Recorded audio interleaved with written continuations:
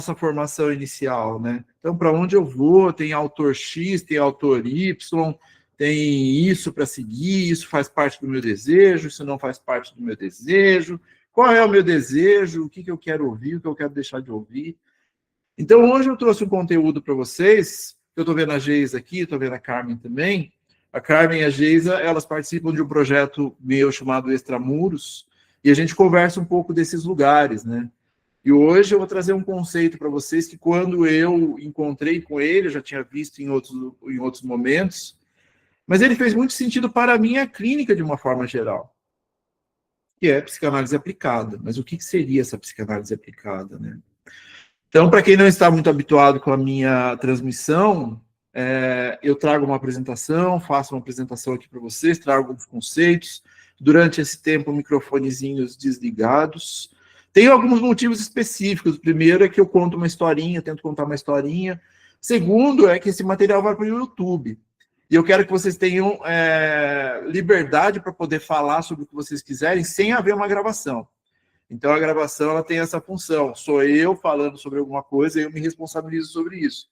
Então, como na psicanálise a gente tem... E aí a gente já vai começar a falar um pouco sobre isso, né?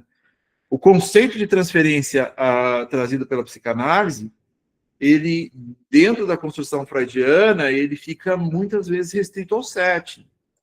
Quando a gente avança um pouco mais, vai para outros autores, eu sou muito próximo de um autor chamado Sandor Ferenczi, que ele foi discípulo de Freud, e para quem estuda Ferenczi, a gente sabe que Ferenczi tem ali um dedo, ou talvez uma mão inteira dentro da construção da psicanálise, por estar junto com Freud, por ter uma dinâmica de querer atender os pacientes extremados, os pacientes que, teoricamente, no início da jornada da construção da psicanálise por Freud, ele não atenderia, a psicanálise não atenderia determinados pacientes. E Félix falou, pô, eu me interesso por isso, a minha vivência médica passa por aí, eu quero saber um pouco mais. E essa vivência de Félix fez toda a diferença para a minha clínica na relação com os adolescentes e também para entender o que a gente chama de mal-estar da nossa época. Vou falar um pouquinho sobre isso também. Então, isso foi uma pequena introdução para tentar localizar onde a gente está hoje. Onde é que a gente está hoje? É pensar o que poderia ser um dos milhares de caminhos a partir de uma formação inicial.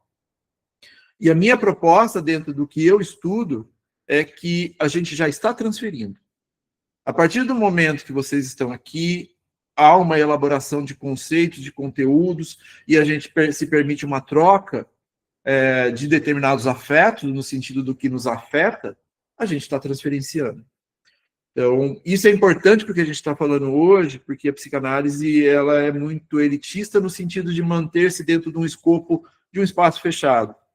E eu acredito muito que a psicanálise vai muito além disso. E existem tempos de Freud em que ele começou a constituir isso com suas clínicas públicas, com a sua visão de acesso da psicanálise por comunidades menos, com classe social não acessíveis, com organizações a partir de determinados marcadores sociais.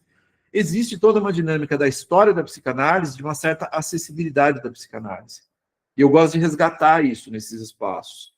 E aí, invariavelmente, a gente passa por cultura. Cultura não pensando cultura base entretenimento, música, cinema, livros, HQs. Não apenas isso. Mas pensar a cultura como tudo que nos cerca.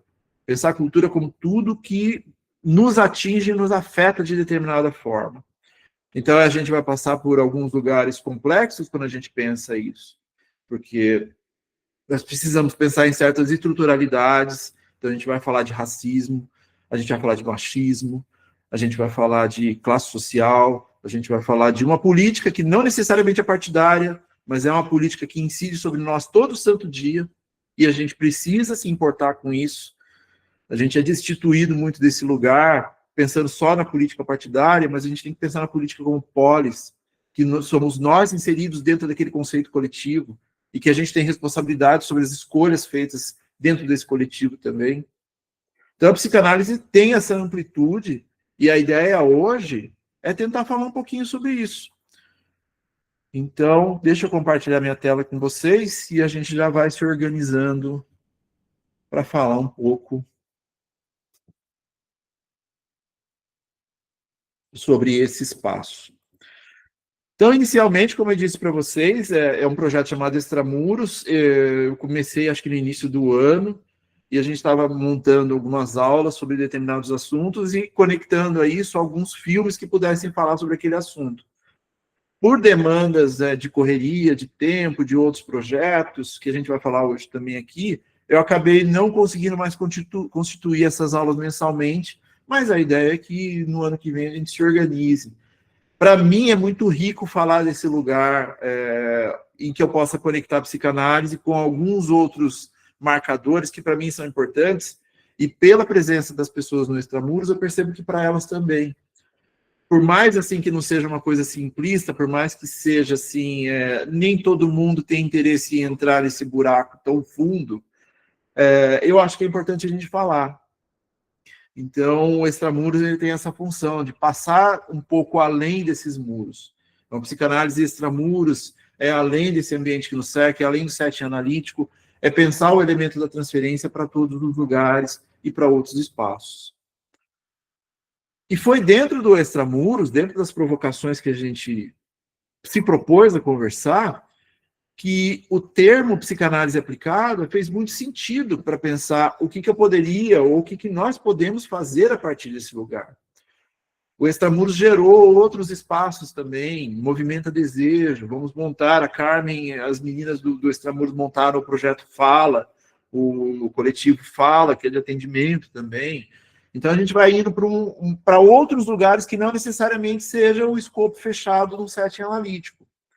Porque pensar esses espaços é pensar na nossa inserção dentro daquele espaço onde nós queremos constituir a nossa base de desejo. Mas eu estou falando bastante sobre o termo, por uma psicanálise aplicada, vamos tentar entender um pouquinho do que ele é, né? Rapidamente, um pouco sobre mim também. Meu nome é Sandro Cavalotti, eu sou um homem branco, hétero, cis, calmo, minha barba é branca, uso óculos, e hoje está aqui para tentar trocar com vocês alguns conteúdos sobre um próximo passo a partir dessa formação inicial, né? Eu sou psicanalista, sou escritor, professor, eu sou de comunicação social, eu vim da comunicação social com foco muito intenso em design, em publicidade e propaganda. Então, o atravessamento do desejo já está comigo há muito tempo. Descobri a psicanálise há muito tempo atrás, da minha própria análise, e depois a gente foi se organizando para que isso se tornasse a minha ocupação, a minha prática principal, vamos dizer assim, né? Eu sou especializado no atendimento com adultos e também com adolescentes. A questão adolescente, a clínica do adolescente é uma coisa que me atravessa demais. Quando eu cheguei na psicanálise e me propus a estar nesse lugar de psicanalista, eu tentei encontrar teoria, prática sobre atendimento com adolescentes e encontrei pouquíssima coisa. Então, tudo que existia da adolescência era muito conectada com a infância. Então, se eu fizesse um curso, uma pós-graduação, aliás, eu fiz 2 pós-graduações de criança e adolescente, fiquei frustrado com ambas, porque eram 80% falando sobre atendimento infantil e 20% focado no atendimento de adolescentes. E não era essa clínica que eu estava vendo, não era essa clínica que eu estava me organizando para desenvolver. E existia uma demanda gigantesca por pais, cuidadores, pelos próprios adolescentes, de alguma coisa que pudesse realmente conversar com eles, e não necessariamente falar assim, é uma criança ou é um pré-adulto. Isso me impactou bastante, porque parte da minha análise pessoal, e aí a importância da análise, é que muito do que eu precisava organizar em termos de psiquismo se passou na adolescência. Então, muito do que havia sido recalcado voltou na adolescência, a partir do retorno do recalcado freudiano, e eu tinha que organizar isso de alguma forma, e eu não encontrei o acolhimento nem em casa, nem nos cuidadores, nem nos espaços que eu frequentava. Eu só fui descobrir isso efetivamente na minha análise pessoal. E isso me atravessou bastante, a ponto de eu constituir uma linha de estudos a respeito de psicanálise e adolescência. Então, hoje a gente tem um núcleo aqui, junto com a EPC, Escola de Psicanálise de Curitiba, o NEPA. O NEPA desenvolve conteúdo sobre psicanálise e adolescência, mas junto com isso, antes até de falar um pouco do NEPA, eu sou pós-graduado em psicanálise e análise do contemporâneo. São duas coisas que me impactam demais também. O contemporâneo, para mim, é primordial. Então, a gente tem aquela base clássica freudiana. Também nos leva para alguns lugares de dúvida. Tá, mas o que eu faço com isso? Era 1900, era 1916. Nós estamos em 2025. Isso tem algum aspecto de serventia? Isso me é útil ainda na clínica? A resposta é extremamente simples. É fundamental, eu diria. É a base do que nós vamos construir de saber para posicionar o sujeito na época onde nós estamos inseridos. E para isso tem muita busca, tem muito estudo, tem muita troca, e uma dessas trocas é o que a gente faz a partir das aulas abertas e dos espaços de transmissão propostos, né?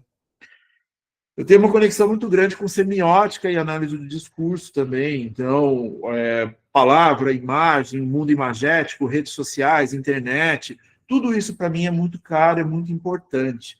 Entender uma análise do discurso, saber efetivamente o que está sendo dito, o que a mídia está nos posicionando, o que isso está sendo direcionado para os nossos jovens, que tipo de mensagens são posicionadas, para mim é super importante.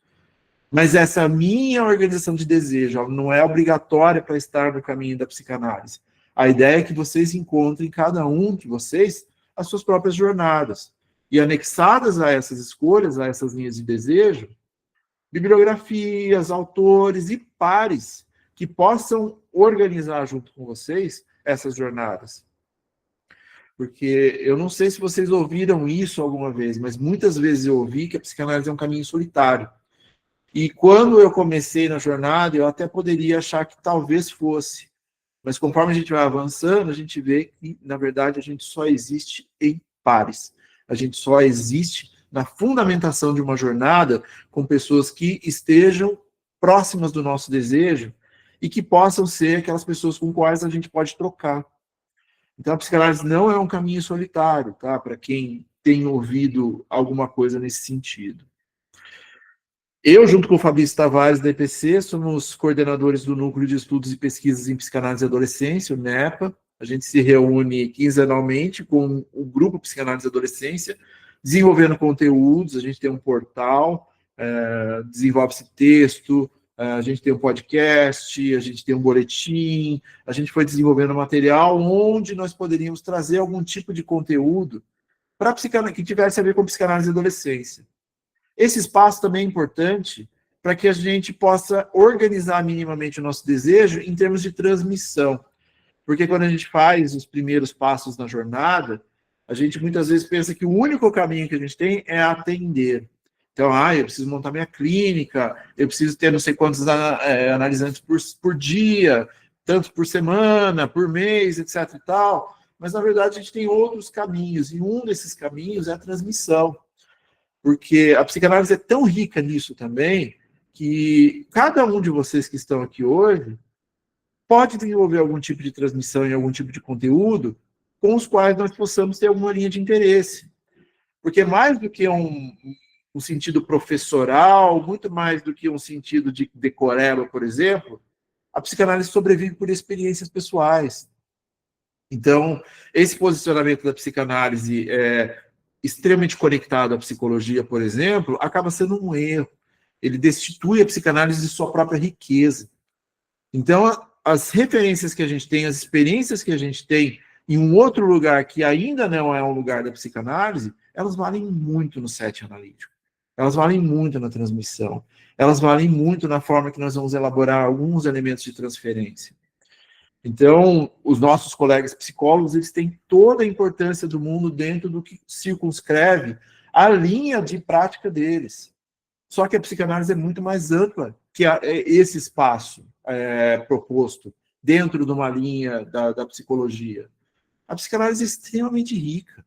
A psicanálise, ela bebe no conceito da arte, ela se envaidece até por questões da sociologia, por questões da filosofia.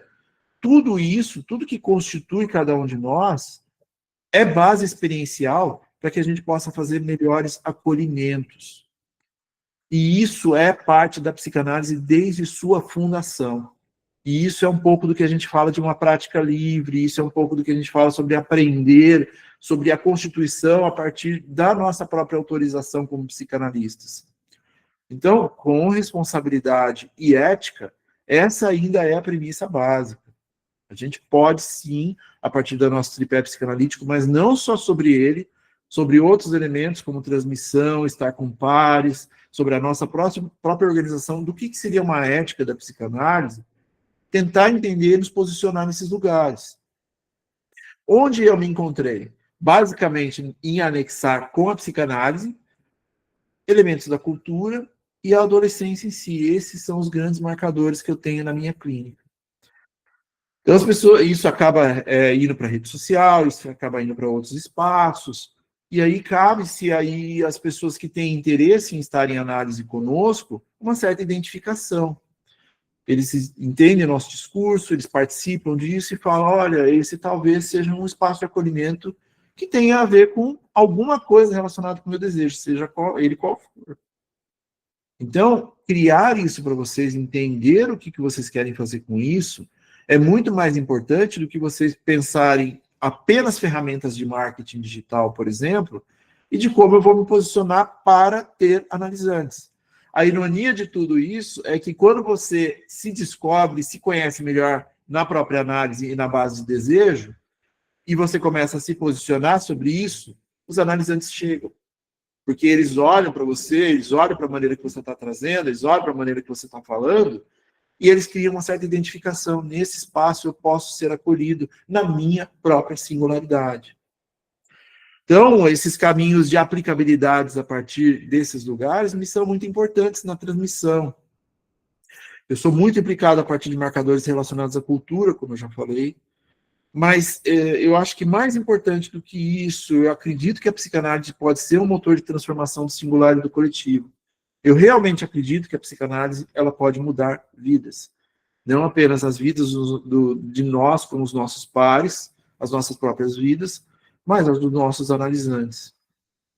Então, tenham isso em mente, o pensamento de uma psicanálise mais ampla, uma psicanálise mais plural, uma psicanálise mais amplificada, a partir das nossas próprias organizações de desejo.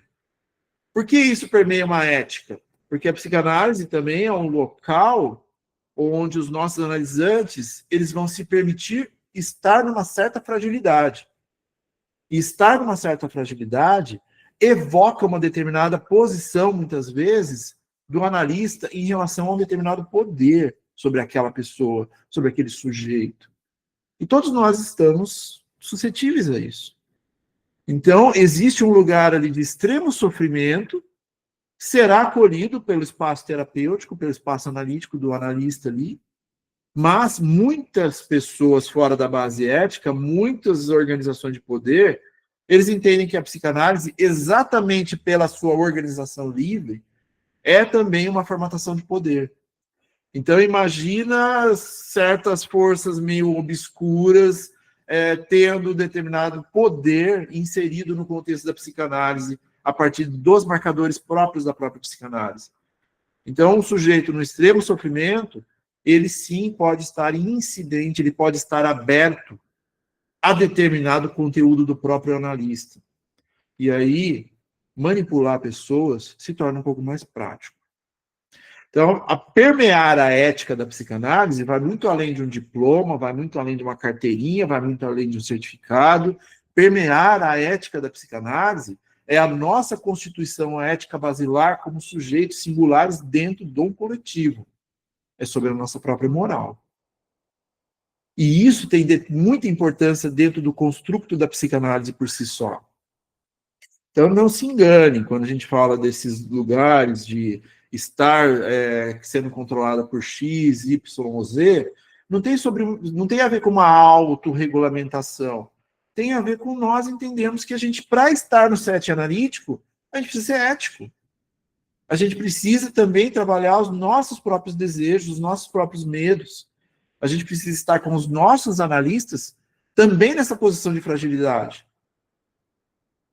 Porque se a gente permitir que isso vá para outros espaços, que se tome ali uma certa persuasão, uma certa confrontação, ou eu trazer exatamente os valores que eu tenho como meus, com um direcionamento de como aquele sujeito pode se sentir melhor, tem alguma coisa errada.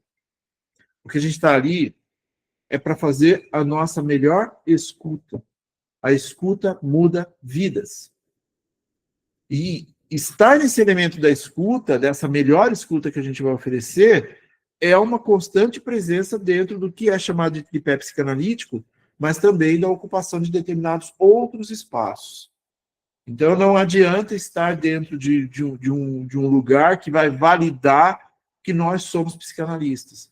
A nossa ética precisa ser trabalhada o tempo todo na nossa relação singular, a partir da nossa análise e os outros elementos que comportam a psicanálise ética, e também como nós vamos nos inserir no coletivo.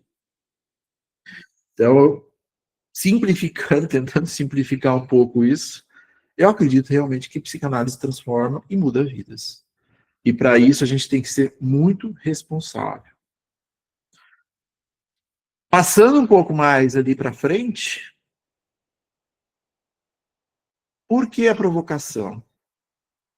Há espaços para percorrer caminhos e interlocuções fora e dentro da clínica. Então a gente está falando de um espaço que a gente está chamando de set analítico, e ali tudo acontece. E esse set analítico, set analítico freudiano, é um espaço físico, era divã, era cadeira, uma escuta, era não fazer nenhum tipo de interlocução com o analisante e permitir o que é chamado de associação livre. Hoje em dia a gente tem isso, a gente tem o digital. Então, como é que a gente vai trabalhar isso que Freud nem imaginava que poderia acontecer, mesmo nos momentos de ficção científica daquela época, que a gente poderia estar aqui conversando, várias pessoas, dezenas de pessoas, e ao mesmo tempo se constituindo dentro de uma transmissão, dentro de uma base de organização de desejo, para que nós possamos promover a psicanálise de uma forma ética. E atender analisantes não apenas do que nos circunscreve ali no nosso espaço físico, mas atender pessoas de outros países, atender em horários diferentes, atender a partir de outras situações que a tecnologia nos propõe. Então, dentro da clínica, fora da clínica, muitas vezes isso já não existe mais. Essa parede, essas barreiras, elas já estão em outros lugares. Essas barreiras a gente constitui a partir de bases éticas desses lugares. Mas, além de tudo isso, se a gente pensar setting analítico digital e a gente pensar setting analítico presencial, a gente também tem outros espaços de ocupação a partir da psicanálise. Então, a psicanálise aplicada é um pouco nesse sentido. Se existe uma aplicabilidade da psicanálise, se eu posso aplicá-la além dos espaços aos quais ela, fundamentalmente, ela é proposta, será que eu posso? Dentro ou fora da clínica? Mas aí, o que é essa tal psicanálise aplicada? O que seria a fundamentação de uma psicanálise aplicada? E aí a inspiração mesmo veio, há algum tempinho atrás, aí, lendo um livro chamado Quando Freud Fala de Arte. E assim, por mais que eu já tivesse ouvido falar do termo psicanálise aplicada, eu nunca tinha me debruçado sobre isso, eu nunca tinha me interessado efetivamente por isso. E em um dos textos desse livro, que eu acho que, se eu não me engano, é exatamente na introdução, e o livro fala um pouquinho, fala muito sobre isso, sobre como a psicanálise ela atravessa esses muros e está impactada a partir de vários lugares da cultura. Então, cinema, a relação com o sintoma, quais os mal-estar aos quais nós estamos suscetíveis a partir desses espaços culturais, o que é a estética dentro desse conceito. Então, pensar a literatura de uma forma geral. Então, aqui tem um texto muito fantástico falando sobre Dostoiévski, a relação, o desejo do pai e a morte do filho. Então, pensar a retórica e a metáfora, pensar a antropologia, é isso que a gente está falando. Não é só sobre o que a psicologia se propõe dentro do que a gente chama de saúde mental. Eu gosto muito de pensar que a minha psicanálise é muito mais uma psicanálise social, de saúde social, do que necessariamente de saúde mental. Porque os marcadores relacionados ao que a gente faz, eles vêm muitas vezes do campo social. Então, se antes Freud lia o jornalzinho de manhã e passava as notícias, hoje a gente é impactado a cada segundo por notícias. Então, a gente tem essa referência o tempo todo, a gente está hiperconectado com as coisas. Para quem tem interesse nisso, a gente cria transtornos, então existe JOMO, o Joy of Missing Out, o FOMO, tudo aquilo relacionado ao que a gente não consegue consumir em termos de informação. E a gente chegou num momento da nossa humanidade que a gente tem tanta informação, que a gente já nem sabe mais o que serve e o que não serve. Agora a gente está entrando num outro lugar que já existia antes, mas agora vem com uma nova intensidade, que é, eu não sei o que é verdade, eu não sei o que é mentira. E aí entra num outro patamar subjetivo, que é, talvez eu não me importe mais. E isso é extremamente perigoso. Então hoje a gente vê vídeos, e uma das primeiras coisas que a gente pensa é, isso é IA ou não é? Isso foi construído a partir de um prompt, isso foi construído a partir de uma linha de desejo, ou isso é real? Então, tudo isso assola o sujeito na sua subjetividade. E a arte é impactante em vários aspectos nesse sentido. A gente assiste um filme, a gente muitas vezes é impactado por ele. A gente tem um movimento de uma série que faz sentido para nós, e a gente é extremamente impactado por ele. Mas hoje, para quem está em análise, para quem está aí constituindo a sua clínica, a gente sabe que isso é levado para a clínica. Então, o acontecimento da semana, a chacina da semana, a morte da semana, a celebridade da semana, ela é levada para o set analítico. E a gente precisa estar aberto para o que isso quer dizer, além do que é óbvio. Então, a arte tem esse poder de tentar trazer alguns elementos que poderíamos chamar de sintomas a partir de uma fala simplificada. O que a gente tem que pensar é que, sim, determinados acontecimentos, a gente teve o último grande marcador desses acontecimentos em clínica foi a chacina no Rio de Janeiro. Isso impacta de várias formas. Isso impacta não apenas porque aconteceu algo e isso reverberou na mídia. A gente hoje tem imagens em tempo real, a gente tem drone em cima de corpos. Então, não dá mais para pensar que a gente simplesmente vai ali, categoricamente, pegar as regrinhas e tal, e blá, blá, blá. Hoje em dia existe um outro tipo de sujeito. É um sujeito hipercontextualizado. E muitas vezes esvaziado de conteúdo. Muitas vezes fica só numa superficialidade, porque a internet promove isso. As redes sociais promovem isso. Cabe a nós, dentro da nossa organização de linguagem, dentro da nossa organização de desejo, organizar isso para que leituras mais aprofundadas sejam feitas. Então, se fulano, jogador de futebol, começou a namorar com determinada influencer, e isso é trazido para o setting, não é sobre esses dois. É sobre o impacto que isso causa no sujeito. E aí, camadas e mais camadas de fala, escuta, e bum, alguma coisa tem a ver, alguma coisa surgiu e ressoou a ponto de afetar aquele sujeito a partir de uma notícia banal. Essa banalização das coisas, ela é um desafio para nós em clínica. Porque a gente está tentando trabalhar com os casos de Freud, por exemplo, que são imprescindíveis para os nossos estudos, tá? Mas ali tem um sujeito numa dor específica, num determinado momento, tem um sintoma muito óbvio, e a gente hoje trabalha com microsintomas o tempo todo. Construir um caso clínico hoje em dia não é simples, porque tem tanta coisa envolvida, tem tanto conteúdo envolvido, que a nossa escuta ela precisa estar muito alinhada com o que acontece na atualidade. Junto com isso, todo esse construto a respeito de arte, todo esse construto a respeito de cultura, ele é extremamente rico para que a gente possa elaborar isso junto com os nossos analisantes.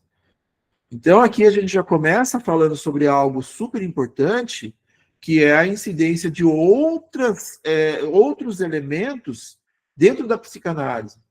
E vamos lembrar, não é que a gente constitui uma psicanálise artística, não é sobre isso. A psicanálise se basta. A psicanálise ela precisa se bastar. Ela precisa se constituir dentro do que ela é. A gente vai agregar alguns elementos dentro do que é uma psicanálise. Então, quando vem um adjetivo depois de psicanálise, já não é psicanálise. A gente precisa entender esses conceitos e ser crítico a respeito disso. Mas não simplesmente bater, não simplesmente gritar. É tentar entender por que está se sendo adjetivado algo que se sustenta por si próprio. Então, neste livro, quando Freud fala de arte, algo ressoou em mim para que a gente pudesse procurar um pouco mais sobre o que poderia ser. E aí, buscando um pouco mais, eu fui no dicionário da Rudinesco, né? Eu fui buscar a definição, fui buscar o que o dicionário diz a respeito do que seria a psicanálise aplicada. E existe lá um trecho dentro do dicionário da psicanálise que fala um pouco sobre isso. Psicanálise aplicada é a aplicação do método psicanalítico fora do contexto clínico tradicional. Também pode ser referida como clínica extensa ou psicanálise extramuros, que é daí que veio esse lugar onde eu me interesso por um tipo de transmissão. A psicanálise aplicada pode ser uma resposta ética aos desafios que os psicanalistas enfrentam no mundo contemporâneo. Alguns desses desafios incluem a massificação da terapêutica, a burocratização dos procedimentos técnicos, a especialização do conhecimento, a fragmentação das grandes categorias diagnósticas. Freud não se ateve a analisar apenas os seus pacientes, mas, da mesma forma, utilizava o método psicanalítico para analisar obras de arte, a cultura, a sociedade e o funcionamento psíquico do ser humano. A psicanálise aplicada pode ser uma saída para que os psicanalistas se insiram em instituições de saúde sem se diluírem nas psicoterapias, porque senão a gente categoriza tudo. E a gente não trabalha com categorias, a gente trabalha com o sintoma apresentado no setting. A psicanálise é uma prática que se baseia em 3 fatores fundamentais: observação, investigação e interpretação. O objetivo do processo terapêutico psicanalítico é fazer com que o discurso do inconsciente emerja para o consciente, sem interferências da consciência.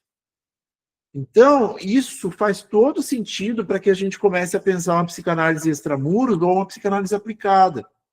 Então, não é apenas o que circunscreve o setting analítico, é o que incide sobre o sujeito também fora dele. E Freud já tinha feito essa proposta lá atrás. Ele já olhava como não apenas uma organização de sintomas e eu vou categorizar conforme a medicina. Eu preciso escutar o sujeito.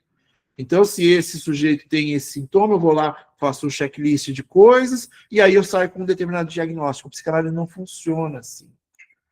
A gente olha por um lugar um pouco diferente dentro desses processos. E esses processos, muitas vezes, eles vão para lugares assim muito específicos dentro do que a gente pode propor como uma psicanálise mais crítica. Então, a fonte disso é o dicionário da psicanálise da Rudinesco e do Plom. Indo um pouco mais adiantado sobre isso, o que seria esse método? É um método de observação, proposto por Freud, de investigação e de interpretação. Eu anexei uma outra parte que muitas vezes hoje em dia é interpretada dessa forma, e não deveria ser, que é uma análise e conclusão para um direcionamento diagnóstico.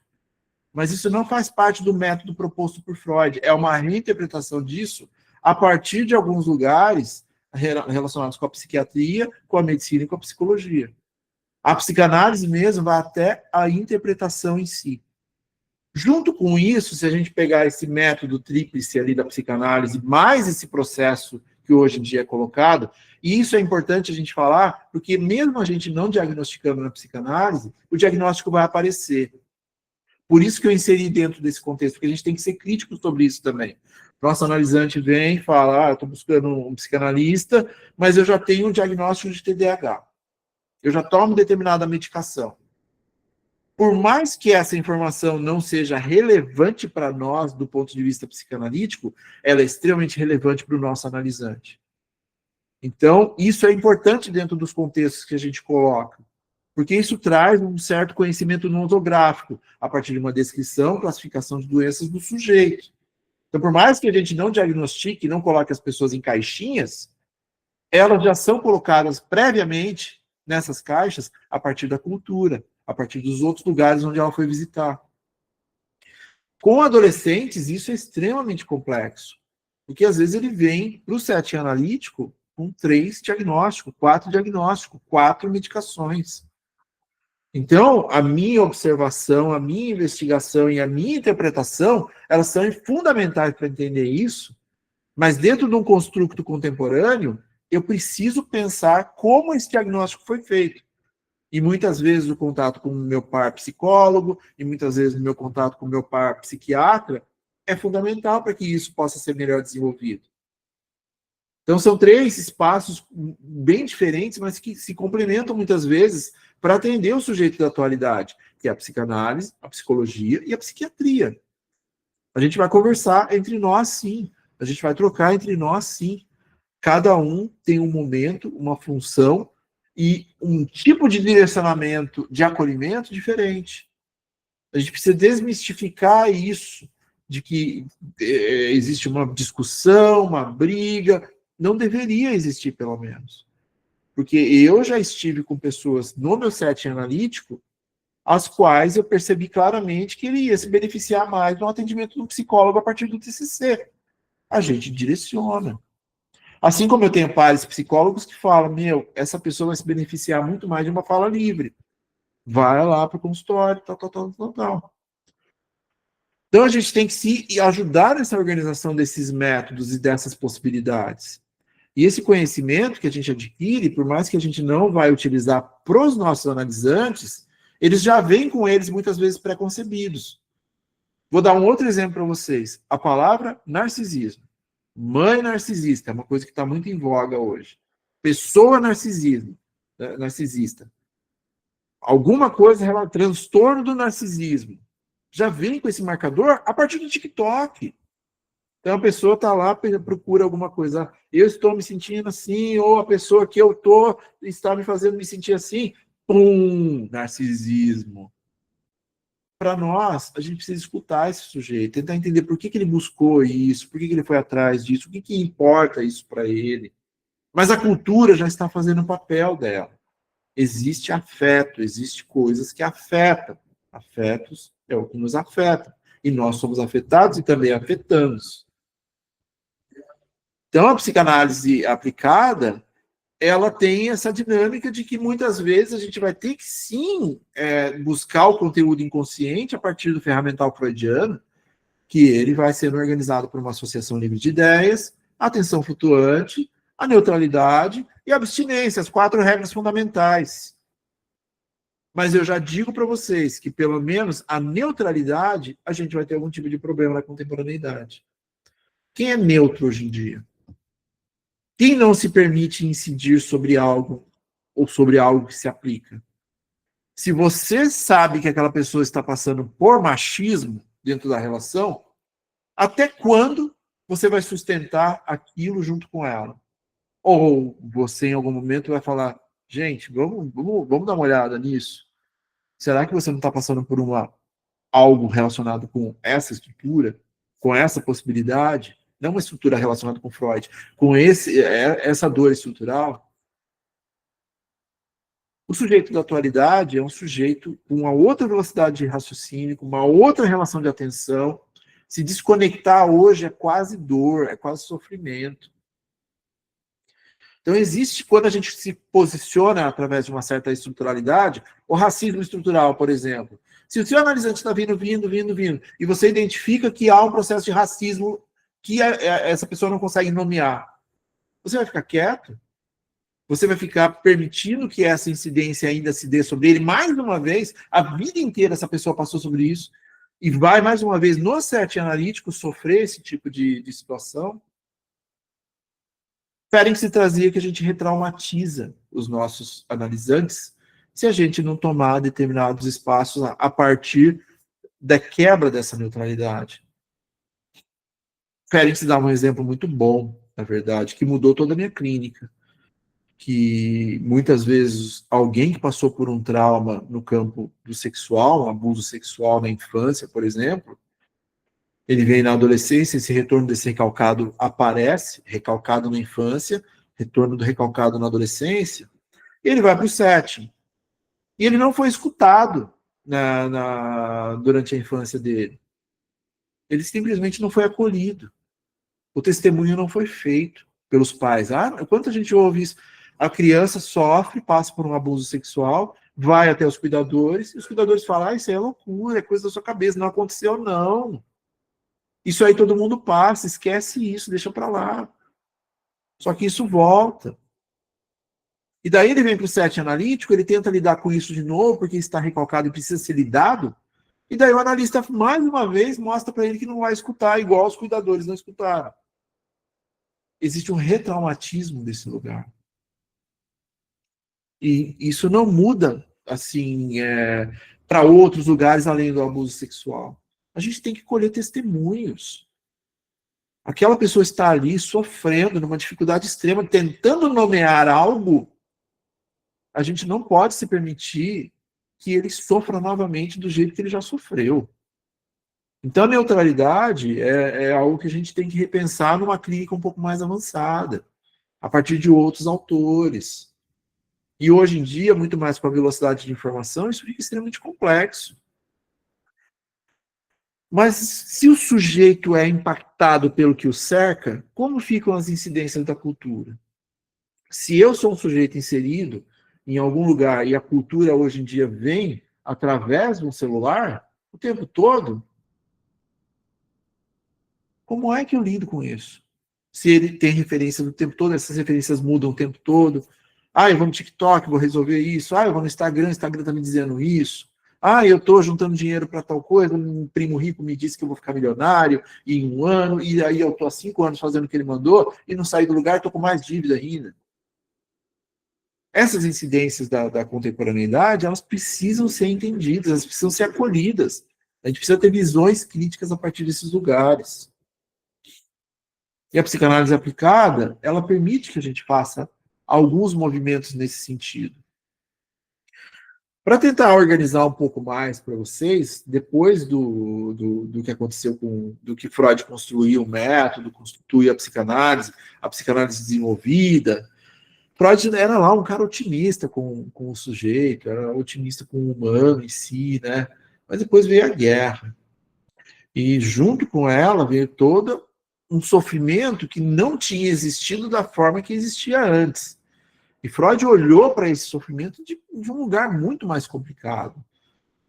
Existe um trauma que não é só da sexualidade. E aí ele constituiu uma série de obras, eu destaco um pouco para vocês Psicologia das Massas e Análise do Eu, porque é uma obra de Freud que para mim é fundamental, e cujo grande resumão explora como os indivíduos perdem autonomia em grupos.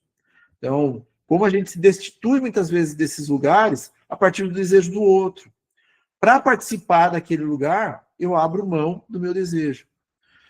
Apesar de que muitas vezes a gente tenta organizar isso de algum espaço, a gente acaba se isolando, mas a maior parte de nós quer fazer parte de grupos, sendo influenciados pelo líder e pela dinâmica de massa. Freud analisa o papel do inconsciente coletivo e a identificação com o líder, explicando a submissão e o comportamento coletivo. O texto também aborda a relação entre o ego individual e a estrutura social. Então a gente tem, a partir de Freud, um ser, um sujeito singular, e tem que ser inserido num coletivo, e para ser inserido dentro desse coletivo, ele tem que abrir mão de certas relações ali de desejo pessoais, para fazer parte daquilo. E ele viu isso a partir de como muitos dos soldados voltavam da guerra. Ele viu que o trauma é algo além do que ele imaginava, que era simplesmente um trauma na relação, simplesmente não, que era um trauma na relação com o abuso sexual na infância. Ele reorganizou muito da clínica dele, da teoria dele, a partir dessa percepção da nossa inserção no mundo e por que nós fazemos certas coisas a partir do mando de determinadas figuras. Tudo isso para dizer que nós, sim, somos incididos pelo coletivo. Nesse livro, no Psicologia das Massas, ele realmente trouxe algo que fazia muito sentido para pensar essa psicanálise mais ampla. Então, ele falava da psicologia das massas, ele pensava o conceito de alma coletiva, outras abordagens da vida anímica coletiva, pensava como a sugestão e a libido estão conectadas, que é aquilo que eu falei antes. Então, se eu proponho uma libido, eu posso sugestionar e ser sugestionado. Duas massas artificiais, ele começa um processo crítico contra a igreja, ele começa um processo crítico contra o exército, nada específico. Tudo isso direcionado a como o sujeito abre mão do próprio desejo para obedecer ordens, para estar dentro de um coletivo, para estar dentro de um grupo. Processos de identificação a partir daí. Ele começou a olhar uma visão crítica mais relacionada, voltando um pouco na questão da hipnose. A massa e a horda primeva é aquele nosso instinto inicial, nosso instinto mais animalesco. E um olhar um pouco mais para o nosso eu. Ele já estava num outro lugar, realmente olhando muito mais para um sentido coletivo na relação com a psicanálise do que apenas num singular. Então, Freud já estava num outro lugar de pensar o sujeito singular, mas pensar também o sujeito coletivo. Então, destacando um pouco de algo desse livro, né? As massas nunca tiveram sede de verdade. Elas querem ilusões e não vivem sem elas. Constantemente elas dão ao irreal a procedência sobre o que é real. São quase tão intensamente influenciadas pela mentira como pelo que é verdade. Tem uma evidente tendência a não distinguir entre as duas. Pega essa pequena frase e coloca no que a gente vê de redes sociais na atualidade. Pensa um pouquinho sobre isso. O que é real, o que não é real? O que incide sobre o sujeito? Ele consegue distinguir hoje o que é o que não é? A gente está falando de fake news o tempo todo. Fake news para manutenção de poder. O ano que vem tem eleições. A gente não tem regulamentação nenhuma sobre isso. Então, Freud é atual até hoje. De lugares diferentes, espectros diferentes, mas atual até hoje. Por quê? Porque o sofrimento humano ele se repete, ele se reorganiza. Ele vai para outros lugares, mas uma repetição acontece. Psicologia das Massas e Análise do Eu é um livro fundamental de Freud para entender a atualidade. E essa massificação dos sujeitos nos leva para outros lugares. A importância de se entender o sujeito individual e como ele é inserido no coletivo passam pela construção do quê? De uma visão crítica de mundo. E a gente cada vez mais está buscando respostas prontas. Todo mundo está usando o ChatGPT. Ninguém mais consegue fazer resumo. Ninguém mais consegue fazer uma legenda de Instagram. Ninguém consegue fazer posts de redes sociais mais. Ninguém constitui um texto, na maior parte das vezes, um texto dedicado, um texto ali que vai a fundo, com tão pouco tempo para se entregar as coisas. Velocidade, velocidade, velocidade. Aquela ferramenta vai me dar uma resposta rápida. A nossa relação com o tempo está totalmente conturbada. A gente não tem mais uma relação positiva com o tempo.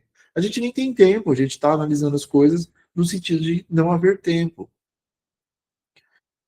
Então, a constituição dessa visão crítica do mundo também é uma constituição de uma visão crítica de mim, do sujeito individual. Porque é isso que a gente busca na análise. O que a gente busca na análise? A constituição de um analista. Não somos nós, os analistas. A gente quer que os nossos analisantes tomem melhores decisões, que eles sejam melhores analistas de si.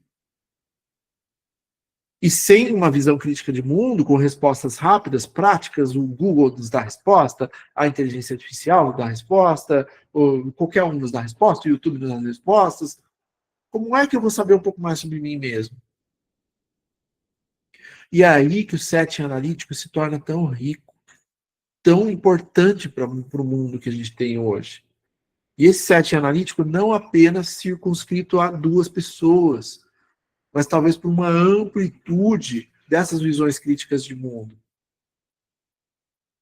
Então, a gente ouve falar muito da psicanálise hoje, e a psicanálise tem um lugar, assim, eu diria, fundamental na constituição do que nos faz humanos na atualidade, que é a possibilidade de eu criar uma autocrítica sem sofrer um cancelamento. De eu falar de um erro, de uma fratura, de uma dificuldade, de uma fragilidade, de uma frustração, sem ter nenhum tipo de julgamento. Essa é parte da base ética da psicanálise.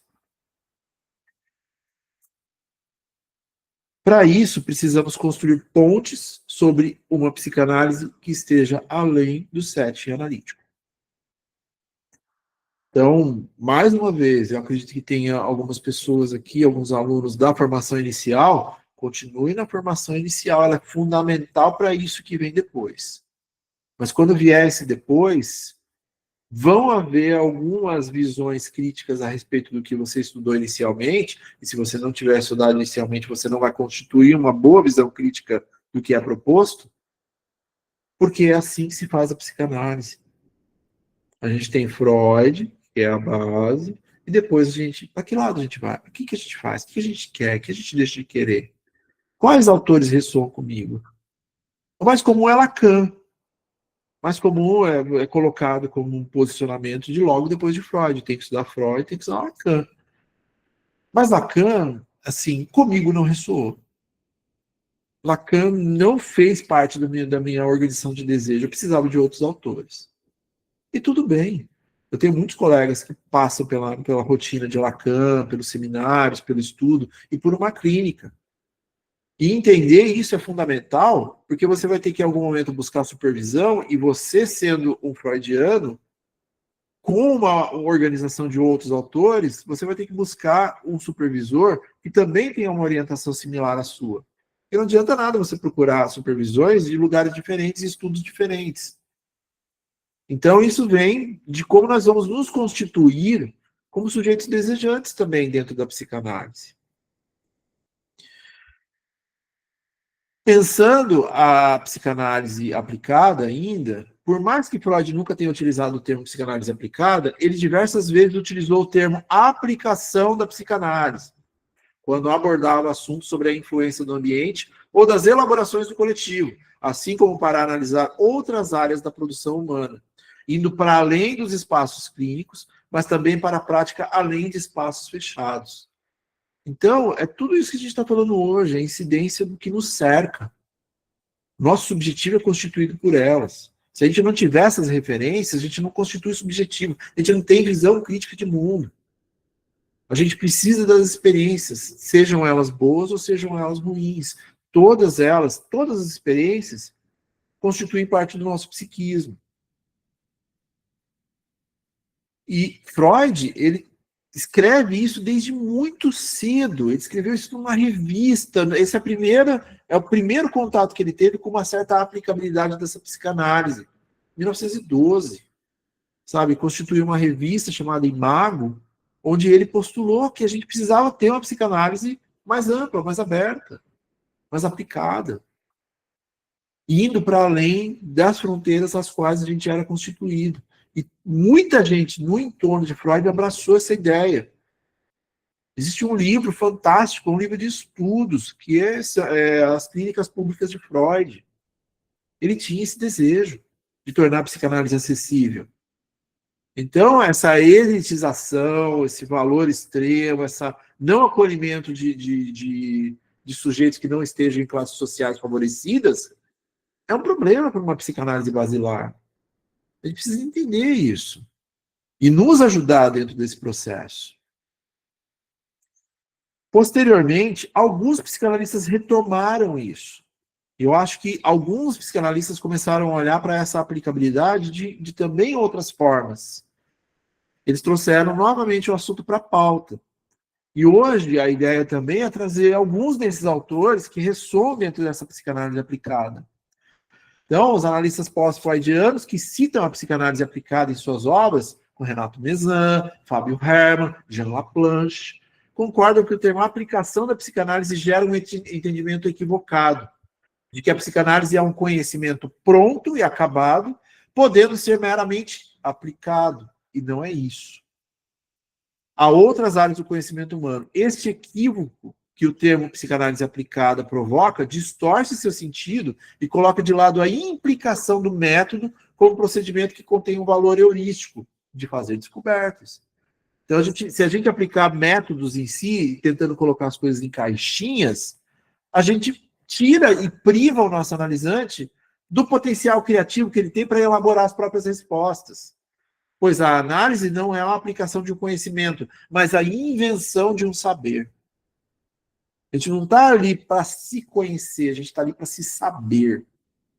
Porque isso está no campo do sentir. Os nossos analisantes, muitas vezes, eles não conseguirão trazer aquilo em palavras, mas muitas vezes eles sentem. E a gente percebe no set analítico um alívio automático a partir desse sentir. Essa é parte também da riqueza da psicanálise. Nomear as coisas não apenas a partir da palavra, mas a partir do campo do sentir. Por isso, alguns pós-freudianos elaboraram novas formas de falar de um espaço além do setting analítico. E aí, alguns exemplos dessas aplicabilidades passadas por isso, e de alguns autores em si. Então, o Jean Laplanche, nascido em 1924, francês, Jean-Louis Laplanche, estudou inicialmente filosofia na Escola Normal Superior da França, onde fez curso de Jean Hippolyte, Gaston Bachelard e Maurice, eu sempre confundo o nome, Maurice Merleau-Ponty. Entre 1946 e 1947, estudou na Universidade de Harvard e, nesse período, encontrou Rudolf Lowenstein. Obteve a agregação de filosofia em 1950, época em que começou a sua análise com Jacques Lacan. Nesse período, iniciou sua formação médica e somente depois se dedicou à formação psicanalítica. Além disso, Laplanche foi um grande debatedor sobre a legitimidade da psicanálise na universidade e caracterizou a experiência psicanalítica em 4 pontos: teórica, clínica, extramuros e histórica. Então, já começava-se aí, na década de 50, na década de 60, esse olhar mais amplo para o que a gente chama de cultura. Esse olhar mais amplo para o conceito de coletivo e como ele incide sobre o sujeito. Algumas informações a respeito de Laplanche, que eu acho que ele é um autor da psicanálise fantástico. Ele foi um leitor rigoroso de Freud, ele foi influenciado por Lacan, mas posteriormente ele rompeu. Lacan teve isso, né? Tem um movimento muito forte de apropriação dos seus postulados, da sua teoria, da sua prática, mas algumas pessoas, alguns autores próximos dele, não tiveram tanto interesse em desenvolver suas próprias clínicas. Ele foi muito engajado politicamente, ele é sempre suspeito à institucionalização da psicanálise e riscos de normatização e controle. Pega só essa parte e olha para isso, e como a gente está enfrentando isso na atualidade ainda. A importância da psicanálise nas universidades como forma de desenvolvimento do sujeito social. Então, uma outra aplicabilidade da psicanálise, não apenas no campo da psicologia, não apenas no campo da psiquiatria, mas alguns autores, como Laplanche, entendem que a psicanálise deveria ser fomentada em todas as áreas de conhecimento. Ele foi envolvido na tradução do Freud para o francês, livros assim fundamentais que a gente tem, e ele traz muito a questão da alteridade e a relação com o inconsciente. Então, a teoria da sedução generalizada, todos, de certa forma, fomos seduzidos por um adulto, pensando a sexualidade não apenas como genital, a psicanálise a sexualidade na psicanálise, ela é relação de organização de busca de prazer, seja ele qual for. A sexualidade do adulto nos parasita desde a infância. Então, de certa forma, em algum momento, todos nós somos seduzidos, de certa forma, pela uma relação com os adultos, os nossos cuidadores. Ele chama de cena antropológica fundamental, aos quais todos nós somos suscetíveis. E ele desenvolveu também o vocabulário da psicanálise, junto com Pontales, é um desses livros basilares que a gente tem. Eu prefiro o dicionário da psicanálise, é um pouquinho mais direcionado para o que eu estudo, né? Da Elizabeth Rudinesco e do Plon. E aí eu coloco essa marcação em cima disso, que eu acho que é importante para a gente pensar o sujeito contemporâneo e como nós, psicanalistas, somos incididos por isso. Uma certa institucionalização da psicanálise e uma criação de normas e um controle da psicanálise. Então é super difícil entender esse conceito de uma psicanálise livre. Mas a gente tem que entender que para estar na psicanálise, esse conceito precisa prevalecer, porque ele é um conceito relacionado com uma ética. Ele é preconizado por Freud e trazer uma organização de como nós vamos lidar com o nosso próprio desejo e não ser normatizado a partir de algumas regras para a busca de um determinado certificado, diploma, carteirinha, o que for. Existem alguns marcadores relacionados a isso que nos dão certa compensação, assim, de execução e tudo mais. Mas colocar a psicanálise numa caixa abaixo de uma outra caixa não é funcional, porque destitui a psicanálise exatamente da sua própria subjetividade. Uma outra, o Laplanche ainda, é importante salientar a importância de Laplanche na elaboração com a importância das questões de gênero para a constituição do sujeito. Então, a gente já está indo para um outro lugar. Marcadores de raça, marcadores de gênero, classe social, são importantíssimos para a clínica. E a gente tem que se permitir, dentro do que a gente chama de jornada contínua, de estudo contínuo, incluir isso nas nossas possibilidades de estudos. A gente também precisa abrir a cabeça para a nossa própria moral, para o que nos foi constituído inicialmente. Porque todo mundo estará no set analítico, todo mundo pode se beneficiar. Se eu trouxer o preconceito para dentro do set analítico, já não existe mais ética, já não existe mais a transferência do jeito que deveria. Então, cabe a nós nos destituirmos também dos nossos preconceitos e abrir espaço para outros lugares. Uma psicanálise aplicada também passa pela percepção de gênero em nosso cotidiano. Então, como é que a gente acolhe isso se a gente traz isso como uma linha de preconceito o tempo todo? Precisamos nos despir disso. E a gente faz isso na análise. Uma autora importantíssima para isso é a Judith Butler. É o outro autor, uma outra autora da psicanálise que faz todo sentido pensar questões do contemporâneo. E se vocês quiserem saber um pouquinho mais sobre quem foi o Laplanche, o professor Fábio Belo, ele tem um vídeo muito legal no YouTube chamado Quem foi o Laplanche. É só procurar lá. Se vocês quiserem, eu até coloco no grupo lá posteriormente. Além dele, a gente tem que falar de Fábio Hermann, brasileiro, o criador da teoria dos campos. A teoria dos campos pensa o inconsciente como o avesso da consciência, fazendo parte de sua estrutura que determina sua forma e conteúdos emocionais. Cada ato psíquico, cada ato de consciência e, portanto, cada relação são determinados por um inconsciente a eles relativo. E profícuo autor da psicanálise. Publicou uma centena de artigos e livros, muitas vezes ele não é lembrado, mas tem a sua importância dentro da nossa constituição histórica na psicanálise brasileira. Teve atuação intensa no movimento psicanalítico dos meados dos anos 80 e 90, e muitos o consideram o pai da psicanálise brasileira. Talvez muitos de vocês nunca tenham ouvido falar do Fábio Hermann, mas ele é imprescindível para a gente pensar esses marcadores de uma psicanálise mais ampla a partir de Freud. Da mesma forma, Hermann argumenta a não utilização do termo psicanálise aplicada e a batiza como clínica extensa. Preserva o caráter investigativo e metodológico da clínica, salvo suas diferenças para a extensão além da clínica, estendendo-se para a sociedade e para a cultura. Então, uma psicanálise extramuros, uma psicanálise aplicada, uma psicanálise chamada de clínica extensa, tudo isso é essa abrangência, esse escoamento do sujeito singular para o seu coletivo e para o que incide sobre ele no social. Por último, trago o Renato Mezan, que é um cara ativo, vocês vão achar vários vídeos dele, é um psicanalista membro do departamento de psicanálise do SED Sapientia, onde coordena a revista Percurso, professor titular da PUC. As palestras do Mezan são sensacionais. Embora Renato Mezan não tenha definido um novo termo a psicanálise aplicada, concorda com os autores anteriores que a psicanálise aplicada não pode ser apenas uma transposição da análise ou de conceitos de um lugar para outro. Acredita ser inadmissível falar-se em psicanálise aplicada para designar esse tipo de trabalho. Então, por mais que exista esse termo, por que essa psicanálise aplicada pode ser aplicada ou não pode ser aplicada ou deve ser vista a partir de outros lugares? Eu trouxe isso porque, na verdade, a psicanálise trabalha com isso. Não é uma coisa destituindo a outra. São autores trazendo a sua própria perspectiva.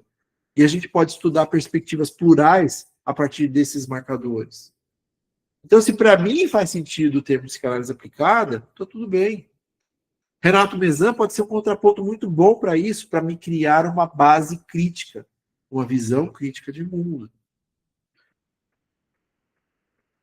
Vimos assim que a referência cultural se introduz nos momentos em que se torna necessário recorrer ao testemunho do passado ou daqueles que não podem ser tidos como cúmplices da aventura freudiana, a fim de universalizar as hipóteses estabelecidas de início no terreno da psicopatologia, verificadas em seguida pela análise dos sonhos, e a partir de 1898, também dos lapsos e das recordações encobridoras de Freud. Então, isso é uma visão crítica a respeito de um autor que é extremamente importante e fundador da psicanálise. Então, não é porque aquilo esteja constituído que eu não possa ter uma visão crítica a partir de uma base sobre aqueles postulados. É aí que a minha clínica nasce, é aí que a minha clínica cresce, é aí que a minha visão de mundo se amplia, independente do que eu possa produzir a partir daí. E aí eu queria, já me direcionando para um final, para abrir um pouquinho para conversar com vocês, pensar um pouquinho sobre como é essa organização de desejos que eu estou trazendo aqui. Então, eu tenho um desejo de uma clínica ampla, uma psicanálise aplicada. A partir disso, tem autores que concordam e autores que discordam. E que isso a gente vai constituir algo para se tornar melhor a meu desejo da relação com esse tema em si. Pensar um pouquinho o caminho pulsional proposto por Freud aí na organização do analista e do analisante, por exemplo. Então, a gente tinha Freud, 1900, Constituição Inicial da Psicanálise, todas as teorias sendo desenvolvidas, tudo que comporta o que a gente chama de visão clássica da psicanálise. A construção teórica de tudo que Freud fez e prática foi baseada no espaço físico, então, um espaço fechado. Toda a nossa teoria freudiana, ela é fechada, pensada na constituição do sete analítico como fechado, pelo menos até uma determinada época. Manutenção coletiva de um saber focado em produtividade. Se isso incide sobre nós, se isso incide sobre como o sujeito vai estar ali no setting analítico, na relação com ele e no como contemporâneo que o assola, muitas vezes essa relação que a gente tem com os nossos analisantes vai passar por alguns mal-estares da nossa época. E muitas vezes esse discurso é coletivo. Hoje em dia, a gente tem muito discurso coletivo focado na tal da produtividade. Eu não consigo mais parar. Será que só aquele espaço físico, construído teoricamente e praticamente por Freud, abarca esse elemento tão importante que é pensar o sujeito no coletivo, a partir desses marcadores trazidos na contemporaneidade, por exemplo, a produtividade? E se a gente pensar que a produtividade é um marcador importante, a gente acaba destoando, a gente acaba destituindo o sujeito de sua subjetividade em função de uma determinada sobrevivência. Então, eu tenho que trabalhar para viver, cada vez mais eu tenho um hipertrabalho envolvido, e cada vez mais eu me destituo do que eu quero, do que eu desejo. Eu não posso nem desejar mais. Então, Freud constituiu isso, inicialmente, pensando que o sujeito, cada vez mais, ele trabalhava. E a gente está num momento da nossa atualidade em que essa busca por uma certa produtividade, ela está tão inserida na organização coletiva que é o que lembra nós no setting analítico, mas já acontecia na época de Freud. Só que agora numa dimensão muito mais ampla. Só que o que acontece? Eu trabalho demais, eu tenho trânsito, eu tenho isso, eu tenho aquilo, eu não consigo crescer, eu não consigo agendar uma viagem, eu não consigo nem ir no médico hoje em dia. Eu tenho que focar numa produtividade extrema. Isso vai me tirando da minha própria subjetividade o tempo todo. Eu sou amplamente manipulável a partir daí, porque eu não consigo ter um reencontro comigo mesmo em determinados momentos. Isso já acontecia antes. Então, eu me destituo da minha subjetividade, que é tão importante, porque ela é minha, é sobre mim, para entrar num sentido coletivo achando que está todo mundo correndo atrás da mesma coisa. Isso traz muito sofrimento. A relação contemporânea que eu posso trazer para vocês disso é o tal do burnout. A relação trazida pelo burnout muitas vezes na clínica, pelos nossos analisantes, é: eu sei que eu adoeci, quando eu posso melhorar para voltar a trabalhar? Ele sofreu no trabalho, ele adoeceu no próprio trabalho, ele quer voltar para esse trabalho. Porque a gente pensa muito não no sentido de viver, a gente pensa muito no sentido de sobreviver. Quantos de nós tem tempo para tirar férias regulares? Quantos de nós está passando tempo regular com a família? Quantos de pais e mães estão conseguindo ter experiências com os filhos recém-nascidos? Então, o caminho pulsional fica destituído desse lugar. O trabalho não pode ser parte dessa pulsão, dessa vontade, dessa organização de prazer. A gente não pode ser só trabalho. E isso está aparecendo cada vez mais no setting analítico. E se eu me dispo da minha subjetividade, se eu abro mão da minha subjetividade, eu não consigo viver, eu não consigo ter mínimas elaborações de prazer. E a internet traz esse elemento também, dessa hiperprodutividade, o tempo integral, porque a gente está conectado o tempo todo. A gente só sofre. A gente está sendo impactado o tempo todo. Antes a gente tinha o final de semana para descansar, a gente não tem nem isso mais. A gente só tem que estar ali conectado. Essa ideia de uma hiperconexão, na verdade, é uma hiperdesconexão conosco. Então, o que seriam exemplos práticos assim, de uma visão psicanalítica extramuros, prática, pensar a psicanálise dentro de outras ocupações de espaços? Ocupação de espaços on e off, então pode ser física, presenciais ou digitais, que façam sentido para a criação de uma visão crítica de mundo. Dentre eles, o que a gente busca muitas vezes no set analítico com os nossos analisantes? Entender-se para se posicionar. Porque se eu estou trabalhando o tempo todo, e isso já é uma premissa desde a época de Freud, mas agora a gente está num lugar bem mais perigoso, o espaço analítico tem essa possibilidade do sujeito tentar minimamente se entender no próprio desejo.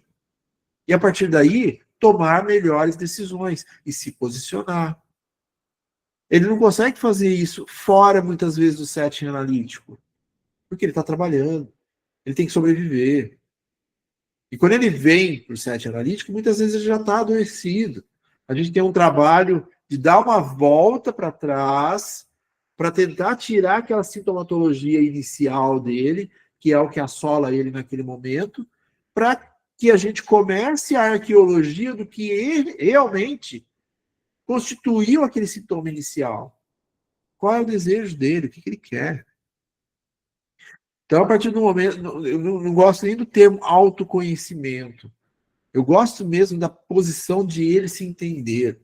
É muito legal ver o analisante falando, cara, é bom estar aqui e eu estou tomando melhores decisões a partir daqui. Independente de quais sejam. Conhecimento acerca de raça, gênero, classes sociais, além do sofrimento trazido pela internet. Tem muito disso na clínica. Tem muito, muito, muito disso na clínica. Essa aplicabilidade da psicanálise, ela precisa aparecer dentro de uma organização do mal-estar ao qual estamos inseridos. Construir o espaço clínico na organização do mal-estar na atualidade da cultura. Cada época tem seu próprio mal-estar. A gente estuda Freud, tem o mal-estar da época, tem o livro, tem o texto fundamental, mas qual é o sofrimento do nosso povo? Qual é o sofrimento dos nossos analisantes? O que a visão eurocêntrica de mundo tem a dizer sobre qual é a minha influência dentro do meu próprio sofrimento? É importante. É importante ter essa visão clássica da psicanálise. Ela é fundamental. Mas em algum momento da clínica, isso não vai ser suficiente. Então, entender esse lugar onde nós estamos inseridos e a dor e o sofrimento ao qual nós somos suscetíveis o tempo todo, é fundamental para uma clínica da atualidade.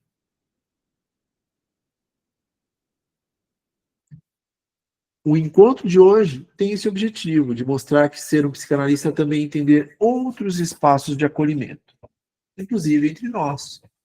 Então, a gente tem o setting presencial, a gente tem o setting digital hoje em dia, mas a gente tem espaços de ocupação diferentes. Então, a gente tem a perifanálise, psicanalistas periféricos querem que a profissão deixe de ser coisa de elite, se organizar. Me desorganizando, eu posso me organizar, me organizando, eu posso desorganizar.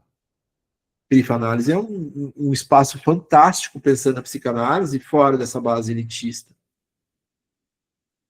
Projeto Marginário, laboratório da professora Fernanda Canavês, estuda marcadores sociais, estruturas de raça, gênero, psicanálise nas ruas, quem tem direito a uma cidade psíquica. São ocupações desses espaços de debates que fazem a diferença. E, além de tudo, aqui em São Paulo, a gente tem a psicanálise nas ruas, né? Eu acho que talvez em Curitiba também tenha, não sei se tem em alguns outros lugares do Brasil. Mas esses espaços são simplesmente espaços de escuta. É assim, eu estou disposto a ouvir o que você tem a dizer, tira isso, traz, só fala. Esses são exemplos, alguns exemplos de uma psicanálise aplicada, que vai para além dos settings analíticos e cria esses seus espaços de acolhimento a partir do mal-estar da nossa época. Então, a provocação passa muito por aí hoje. O que vem além de uma formação inicial? O que vem além dessas mudanças? E se eu, como singular, posso fazer essa mudança ao meu redor, no meu coletivo, que a psicanálise é isso, porque conforme eu vou me alterando na minha análise, fazendo melhores escolhas, o meu entorno começa a reparar nisso. É muito comum a pessoa que esteja sendo bem analisada, ela ouvir coisas assim, nossa, você está diferente, o que aconteceu? Estou gostando disso que está acontecendo com você. Ou não estou gostando disso que está acontecendo com você, que diz mais sobre o outro do que sobre a própria pessoa. Independente disso, transformações acontecem. E o meu coletivo acaba sendo mudado a partir dessa mudança pessoal minha. E se eu me permito, e outro se permite, e outro se permite, e outro se permite, e a gente vai fazendo o encadeamento dessas coisas, e talvez os nossos coletivos se unam em algum momento, e há uma transformação dentro dessa singularidade. Eu acredito muito, muito, muito nisso. Provocando um pouco mais, seria possível uma percepção de mudança do sujeito a partir da cultura expandida e a mudança transitiva do ambiente? Como isso se aplicaria no set analítico? Se eu mudo, será que o meu ambiente muda? Será que as coisas ao redor podem mudar? Será que melhores escolhas podem ser feitas? Se o sujeito se posiciona dentro do seu próprio desejo, em conhecer-se um pouco mais, em um saber que ele desconhecia sobre si, e daí ele começa a operar isso para fora desse set analítico, será possível isso? E será que daí a gente pode operar mudanças que sejam significativas para nós? E a gente não está aqui sozinho, a gente depende um do outro, a gente está o tempo todo dependendo um do outro. A gente não está aqui para brigar entre si, a gente não deveria estar, pelo menos. Porque a gente faz parte de um grande construto que pode, sim, fazer transformações. Então, como os elementos da cultura nos auxiliam, ou às vezes até nos atrapalham nessa construção? Porque a cultura incide sobre todos nós. Mas, por exemplo, todo mundo acompanhou, querendo ou não, a vitória. Gente, estou aqui no Oscar. Nós fomos a comunidade mundial que mais movimentou o perfil do Oscar no Instagram e no Facebook. Nunca teve nada igual ao movimento que a gente criou de torcida por um filme brasileiro nesse espaço. Então, a vitória dela é a vitória da grande maioria de nós. A vitória desse filme é a vitória da grande maioria de nós. É um movimento de singularidade, a partir do desejo de alguém que quis fazer esse filme, que quis escrever esse livro, que quis postular a sua própria história, mexeu com todo um grande coletivo a partir daí. Um outro exemplo disso é a cadeirada do Datena no Pablo Marçal nas eleições aqui de São Paulo. Isso movimentou a internet de um jeito absurdo. Independente do que possa ter acontecido, ou de lugares, ou de espaços, de certo ou errado, houve um movimento. A política tem muito disso, a política está tentando cadeiradas a cada vez mais. Porque cada absurdo dentro da política partidária, ela é mais engajamento, e a internet funciona desse jeito, pelo menos nesse momento, né? Então, a partir de determinados acontecimentos do cotidiano e da cultura, isso causa movimento em nós, e essas coisas são levadas para o setting. Elas são elementos fundamentais. Junto com isso, esse construto agora para um lado mais de uma estrutura de entretenimento, séries estarão com a gente o tempo todo nesse set analítico. Séries, filmes, sabe? Tudo que engloba o certo entretenimento estará ali com a gente. Então, pensar que, por exemplo, eu dei o exemplo de Succession, que eu não sei se vocês assistiram, uma série traz muitos elementos dolorosos, assim, complexos do sistema estadunidense, mas é uma série assim, assustadora do ponto de vista perverso também, vários tipos de perversidades, né? E a gente é incidido por isso. pelo construto do entretenimento dentro do set analítico. Eu usei a imagem de Succession, mas, por exemplo, na época do final do Game of Thrones, toda semana relacionada àquilo teve um pouquinho de Game of Thrones, inclusive de quem não assistia a série. Então, tem esse elemento da organização de entretenimento incidindo sobre nós o tempo todo. E aí tem também certas distorções a respeito do que seriam toxicidades, narcisismo, que seria a organização da saúde mental.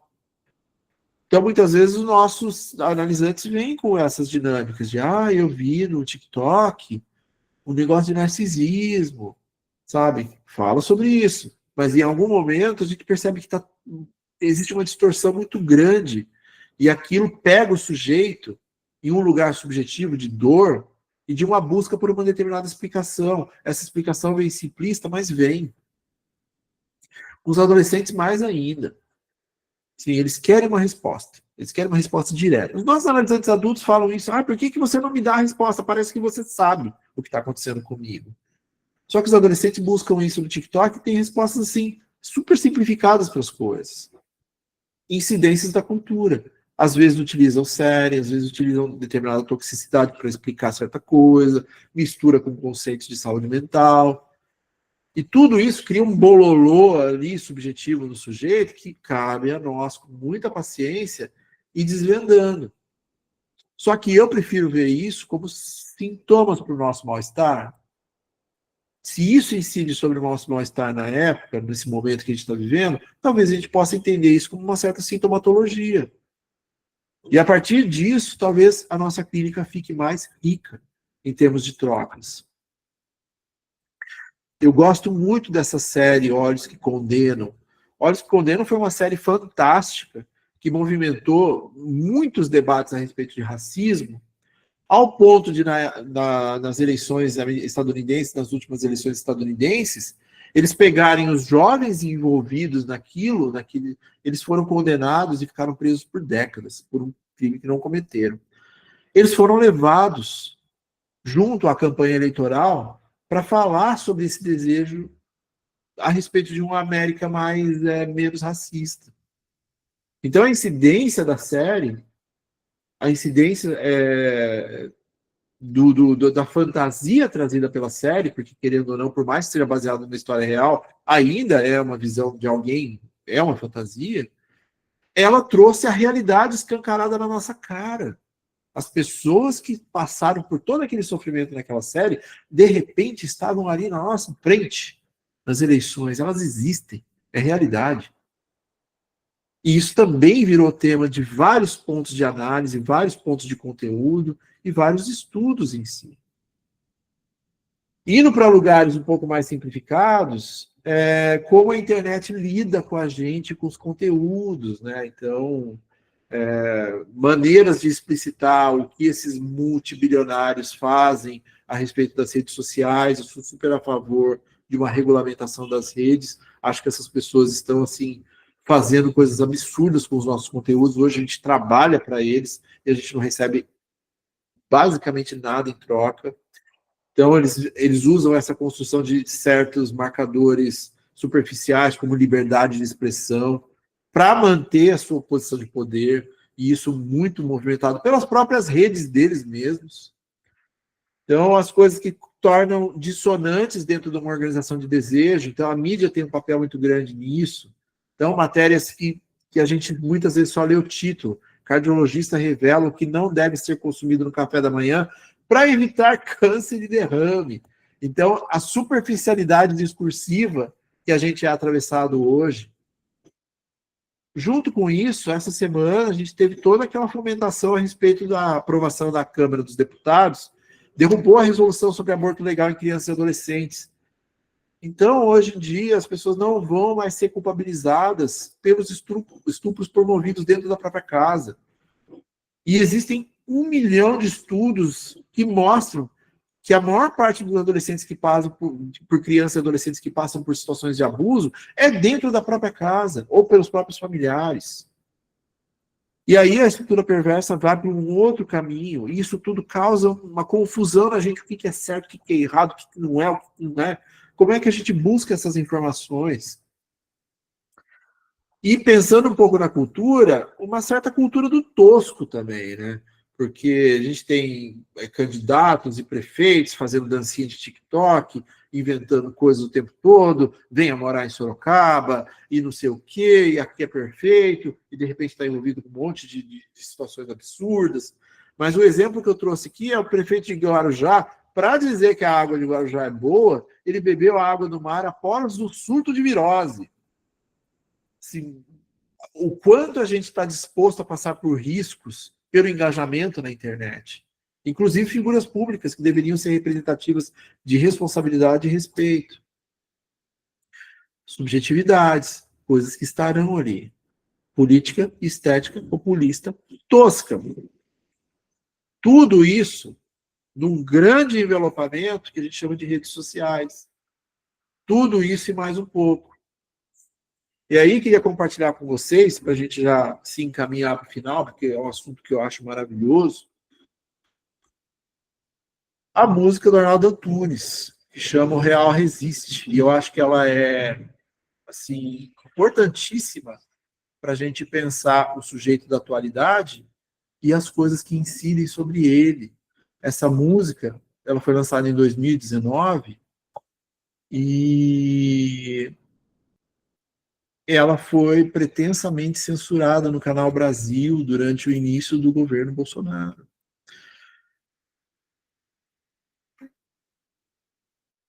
A gente tem que falar sobre essas coisas porque elas estão no campo do real.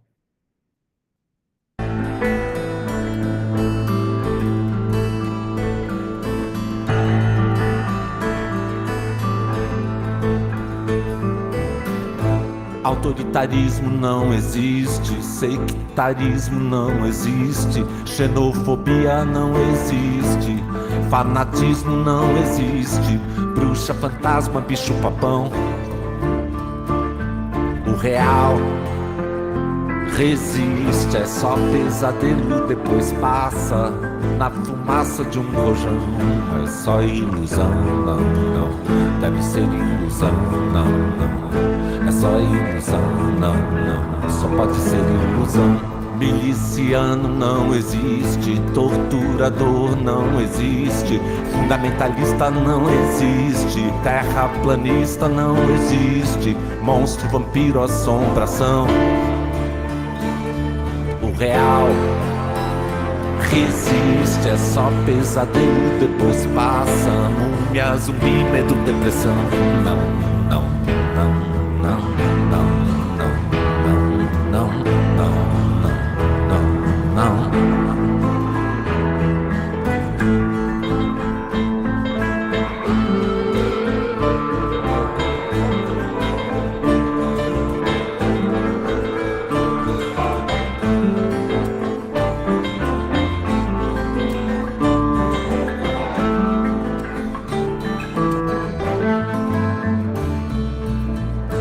Trabalho escravo não existe, desmatamento não existe, homofobia não existe, extermínio não existe, mula sem cabeça, demônio, dragão. O real resiste, é só pesadelo, depois passa com o estrondo de um trovão. É só ilusão, não, não, deve ser ilusão, não, não. É só ilusão, não, só pode ser ilusão. Esquadrão da morte não existe, Ku Klux Klan não existe, neonazismo não existe, o inferno não existe, tirania eleita pela multidão. O real resiste, é só pesadelo e depois passa, lobisomem, horror, opressão. Não.